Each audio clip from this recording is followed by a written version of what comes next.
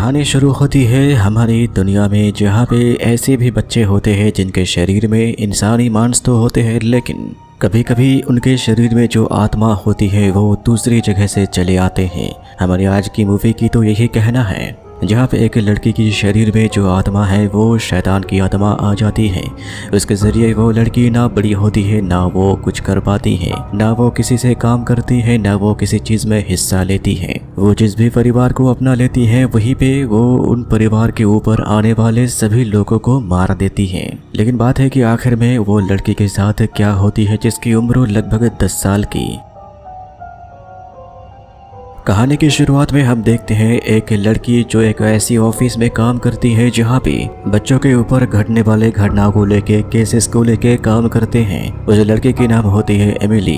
एक रोज एमिली अपने ऑफिस में बैठ के ही काम कर रही थी। उसी टाइम पे उसी ऑफिस के डिपार्टमेंट की बॉस जिसके नाम वेन आके उसे एक और फाइल देते हैं। कुल मिला के एमिली के पास 38 फाइलें तो थी और वो मिला के 39 यानी 39 फाइल हो जाती है। उस फाइल को खोलने के बाद ही एमिली को देखने को मिलती है एक छोटी सी लड़की जिसकी उम्र लगभग 10 साल की होगी।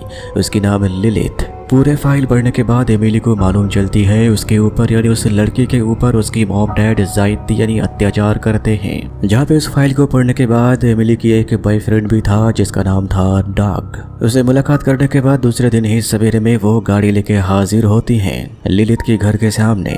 लेकिन उसकी मम्मी उसके डैड की बर्ताव इस कदर बहुत ही अजीब थे कि एमिली को पूरी तरीके से चौंका देते हैं। बात और भी अजीब हो जाती है जहाँ पे लिलिथ के डैड एडवर्ड ने एक भी बातें नहीं करी, उल्टा एमिली के ऊपर गुस्सा दिखाने लगे। फिर अपनी बातचीत खत्म होने के बाद वहां से वो लौट आते हैं और अपनी बॉस वेन के साथ बातें करती है। लेकिन वेन वहां पे सब कुछ मना कर देती है क्योंकि एमिली के हाथ में लिलिथ के लिए कोई भी सबूत नहीं लगे। यहाँ तक कि लिलिथ के शरीर में कोई भी जख्म या फिर चोट के निशान नहीं थे। लेकिन फिर भी एमिली की मन में शक तो हो गया था और उसी शक की वजह से एक रोज ऑफिस से लिलिथ की मॉम डैड को लिलिथ के साथ ऑफिस में बुलाया जाता है और बातचीत के आखिर में एक दफा में जाके एमिली लिलिथ के साथ बातें करती है, जहाँ पे लिलिथ एमिली को बताती है उसकी मॉम डैड उससे नफरत करते हैं। यहाँ तक कि वो लोग छुप छुप के बातें करते हैं उसे नर्क में भेजने की। प्रमाण के तौर पे एमिली जैसे है लिलिथ को लेकर ऑफिस में ले जाते हैं उसी बात को रिकॉर्ड करने के लिए और उसी टाइम पे लिलिथ वहीं पे रुक जाती है अपने पिताजी को देखने के बाद। यानी उन लोगों को लिलिथ यही समझा रहे थे कि वो अपनी मॉम डैड से डर रही हैं। बात वही हो जाती है जहाँ पे एमिली के मन में पूरी तरीके से डाउट क्लियर हो गया था कि लिलिथ खतरे में है और मदद के लिए एमिली तभी फाइल को लेकर हाजिर होती है डिपार्टमेंट की एक बड़ी पद में रहने वाले उसी की दोस्त माइक के ऑफिस में। माइक जानता था इस केस के बारे में और सुनते ही वो कहता है तुम पहले सबूत लाओ, इसके बाद ही मैं लेके जाऊंगा, क्योंकि माइक पुलिस डिपार्टमेंट में थे। और उसी टाइम पे रोज एमिली लिलिथ की स्कूल के पास जाके छुट्टी होने के टाइम पे लिलिथ के सामने जाके कुछ बातें करके अपनी फ़ोन नंबर देती है। अगर कोई भी परेशानी होती है तो तुरंत उसे कॉल करे। लेकिन कॉल बहुत ही जल्दी लिलिथ करती है। उसी रात को एमिली जैसे अपने घर में थी और वहीं पे कॉल आती है लिलिथ की। वो कहती है उसे दवाई दी गई है और वो सो रहे हैं और उसकी मॉम डैड उसे मारने की कोशिश कर रही है। ये बातें सुनते ही वो तुरंत ही गाड़ी लेकर निकल जाती है और अपनी दोस्त माइक को खबर कर देती है। लेकिन जब तक दोनों लिलिथ के घर के पास पहुंचते तब तक उसके मॉम डैड लिली को पकड़ के ओवन के अंदर डाल के उसे जलाने जा रहे थे। दरवाजा तोड़ के दोनों ही घर के अंदर जाके लिलिथ को बाहर निकल के लिलिथ की मॉम डैड को गिरफ्तार करके जेल भेज दिया जाता है। लेकिन सवाल यहाँ पे ये आता है आखिरकार लिलिथ के मॉम डैड ने लिलिथ को जला के क्यों मारने जा रहे थे। इसके बाद लिलिथ की मॉम डैड को जेल में भेज के लिलिथ को अस्पताल में भेज के ट्रीटमेंट करा जाता है।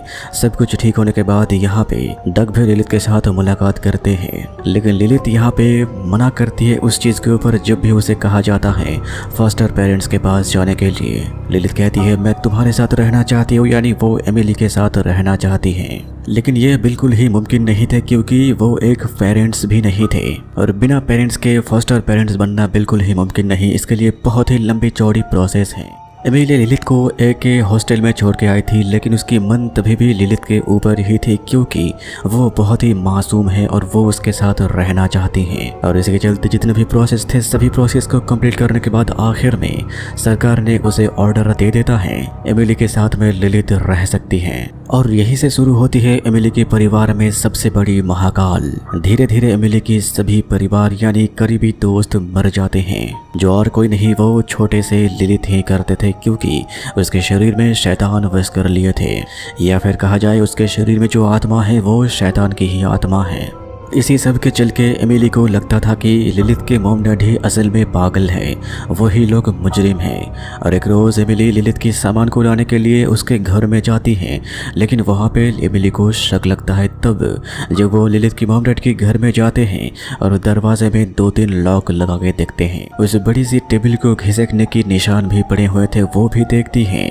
ये सब देखने के बाद एमिली के मन में कोई भी क्लियर डाउट या फिर क्लियर आइडिया नहीं आती है। इसके बाद लिलित को उसी रिहेबिलिटेशन में लाया जाता है जहाँ पे और भी बच्चों के साथ वो बैठी रहती थी, और उन सभी बच्चों को ट्रेनिंग देने के काम करते थे एमिली की बॉयफ्रेंड डग। फिर एमिली लिलित यानी लिली को स्कूल में भर्ती करती है, और इसके बाद ही एमिली अपने ऑफिस में जाके बुरी खबर सुनती है जहाँ पे उसके बॉस कहते हैं कल रात ही डिएगो यानी जिस बच्चे के केस के ऊपर वो लिलित के पहले काम करते थे वही बच्चे कल रात उसकी मॉम डैड को मार दिए हैं। ये सुनते ही तुरंत ही एमिली जाके हाजिर होती है डिएगो के घर के सामने। वहाँ पे उसके दोस्त पुलिस माइक भी थे। कहा कि कल रात को एक लोहे की छड़ी के जरिए नींद में ही उसके मॉम डैड को वो मार दिए, लेकिन एमिली को बिल्कुल ही नहीं लगता कि डिएगो ये काम कर सकता है। इसके बाद ही वो डिएगो से मिलने जाते हैं। डिएगो तो पूरी तरीके से रो रहे थे, लेकिन वही दूसरी तरफ एमिली के मन में कोई भी असर नहीं पड़ते। वो तो बिल्कुल ही उत्सुक थी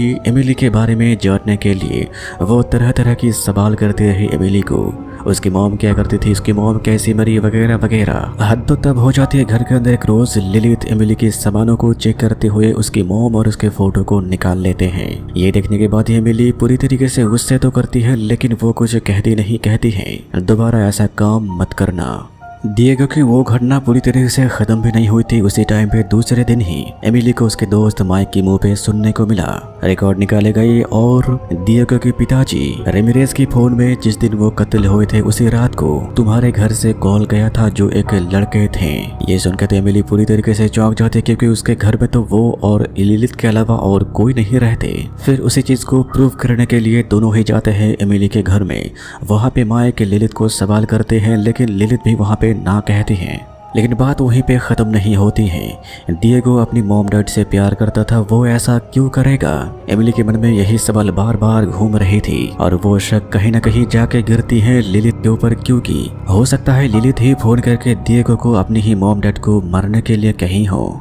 माइक चले जाने के बाद जैसे ही वो दरवाज़ा खोलती है वहीं पे लिलित खड़ी हुई थी। सवाल करती है क्या आपको मुझ पर शक है? यानी लिलित दरवाजे के पीछे खड़ी होकर सब कुछ सुन रही थी। फिर उसी फोन कॉल के बारे में मालूम करने के लिए दूसरे दिन ही एमिली जाके हाजिर होती है डिएगो के पास। डिएगो पहले तो मना करते, लेकिन आखिर में वो कहते हैं उसके पास में फोन आए थे जहाँ पे एक आदमी बातें कर रहे थे, और वो आदमी बातें करने से पहले लिलित ही बातें की थी। ये बातें सुनने के बाद वहीं पे एमिली के मन में और कोई भी डाउट नहीं रहते, लिलित उससे झूठ कही है।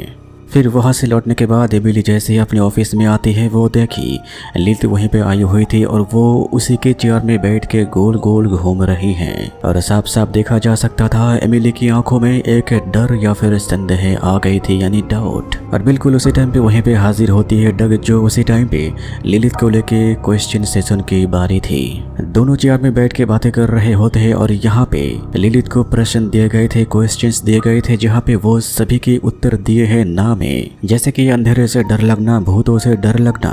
और वहीं पे बातें करते करते अजीब बात तब हो जाती है जहाँ पे उल्टा लिलित ही डग को सवाल करने लगती है, और इस तरीके से बातें करती है जहाँ पे बिल्कुल ही शक लगता है डग के मन में, क्योंकि इस तरीके के बच्चे इस तरीके से सवाल नहीं कर सकते। और आखिर में लिलित वहीं पे वही क्वेश्चन पेपर हाथ में लेके एक ऐसी सवाल करती है जहाँ पे लिखा हुआ था क्या तुम्हें फिक्र है कल क्या होगा? इसके जवाब में एक डग कहता है बिल्कुल नहीं, और वहीं पे लिली कहती है तुम्हें हाँ कहना चाहिए था।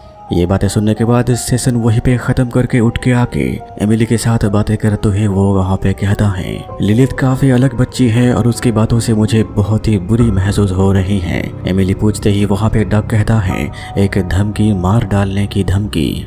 ये बातें सुनने के बाद ही वहाँ पे एमिली के मन में और भी ज्यादा गहरा डर बन जाता है। रात को डिनर के टाइम पे एमिली वहीं पे बैठी होकर देख रही थी लिलित बादाम को यानी मटर को काट के खा रही थी और वहीं पे लिलित दोबारा पूछती है, क्या आप मुझसे नाराज हैं? यानी इस तरीके के सवालों के जरिए लिलित यही कोशिश कर रही थी कि कहीं उसके ऊपर एमिली की प्यार या फिर मोहब्बत कम तो नहीं हो गई। और इसी टाइम पे यहाँ पे लिलित एमिली को सवाल करती है, क्या डग आपको कुछ कहा है?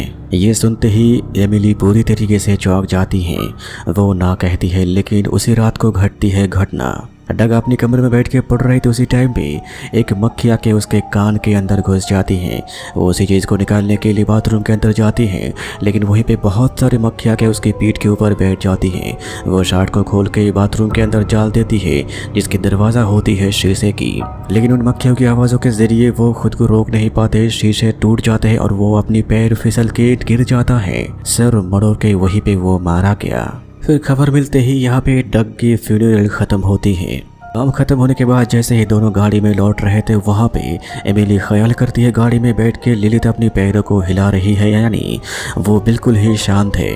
एमिली के मन में और कोई डाउट नहीं बची रहती है। वो तुरंत ही माइक के सामने जाकर सभी बातें कहती है कि किस तरीके से डग एमिली के साथ सेशन खत्म करने के बाद ही मारा गया, क्योंकि वो वहाँ पे कहा था वो लिलित उसे धमकी दे रही है। लेकिन माइक सब कुछ सुनने के बाद वहाँ पे कहता है इस सबूत के अलावा वो कुछ भी नहीं कर सकते। तो दोस्तों अभी के लिए बस इतना ही। इस मूवी की कहानी को हम 2 पार्ट में बांट देंगे। इतनी देर से आप जो सुन रहे थे ये पहली पार्ट थी, और दूसरी पार्ट मैं बहुत ही जल्द अपलोड करने की कोशिश करूंगा। तब तक अपना ख्याल रखें।